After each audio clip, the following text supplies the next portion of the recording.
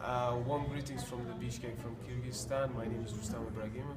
I am an assistant of KAKAR executive secretary, and at the same time I am a White Part Uzbekistan active member and a G-Card social media team member. So today I participated in the workshop named Integrating Gender and Nutrition in Agricultural Extension Systems, and now I will talk to Jan Henderson, who was part of the organization team, so she can express and she can tell us about what kind of objectives and what were the overall aims of the workshop.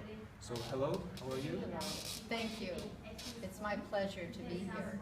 My position is with INGENEAS, and I work at the University of Illinois, and I'm a senior development capacity specialist. And one of my roles is to coordinate, develop workshops related to integrating gender and nutrition. And our objective there is to work with different extension personnel, either at the local level who are actually in the field, who are working with the men and women farmers, or with people that at the government level or the NGO level. So could you please tell me about the workshop itself a little bit? What were the objectives? What were you planning to teach, to study people, participants? Yes, we had a 3-day workshop planned, and that was 3 full days, and we were looking at 7 different activities that we were using as examples that the participants that could go out in the field and implement. And they were related to ways, gender analysis, who does what in the home, the community, and on the farm. We looked at who has power and control in a family setting. We looked at gender myths and where do those come from, and we did that through role play. In fact, all of the activities that we do are interactive, and the participants are actively involved with the work. We don't sit and listen to a lecture or a PowerPoint presentation. And then we discussed power over and power with, and talked about what are the dynamics of power. And then we focused on nutrition and looked at the typical how food is distributed in a family and the impact that has, especially on women and girls. And then we focused on nutrition from the sense, what is a healthy, balanced meal? And then how can we help truly people that, families that don't have a lot of money, how can we help them have a balanced nutritious meal? Then the last focus was on the agricultural value chain. And I really like that activity because then we look at the different, for example, potato production, and look at the different steps from the production input down to the consumer, and what are the roles for men and women, and who has access and makes decisions in that. So this workshop was mainly focused on this region, Central Asian and Caucasus, am I right? That's correct. Okay. Yes, I'd have to think about all the countries, but yes, I believe there were 4 countries. Okay, so what? 7. 7, okay, 7 countries. I guess Georgia didn't participate. Correct. Unfortunately. So what were your expectations before coming here, before holding this workshop? Well, this was my first time in this region, so I really was anxious to come and looking forward to it. I had done the workshop in Bangladesh, so this wasn't the first time to do the workshop, so I felt pretty comfortable with the format. But actually coming, and I've never, having people from all those different countries, I wasn't sure how that was going to work.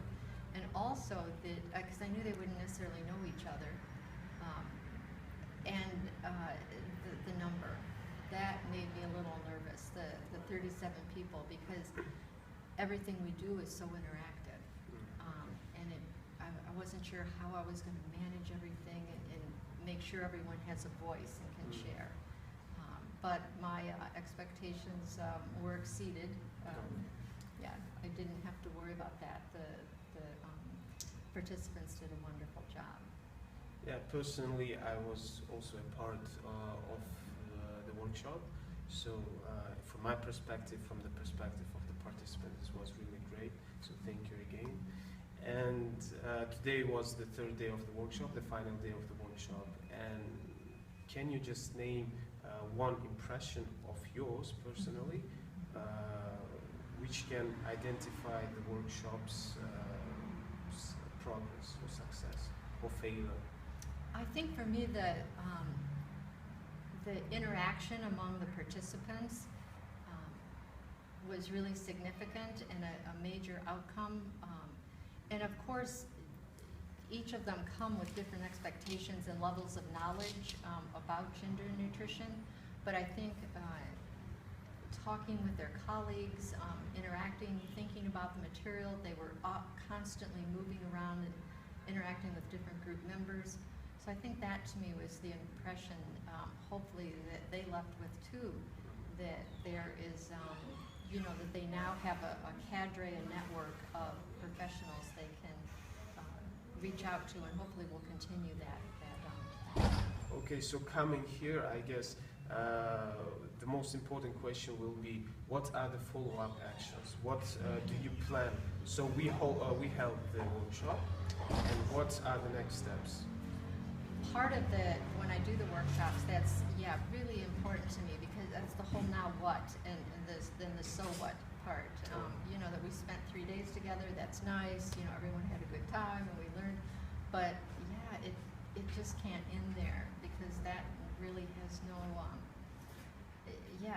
do you implement it and take it to the field, and that's where you really have the impact. Okay.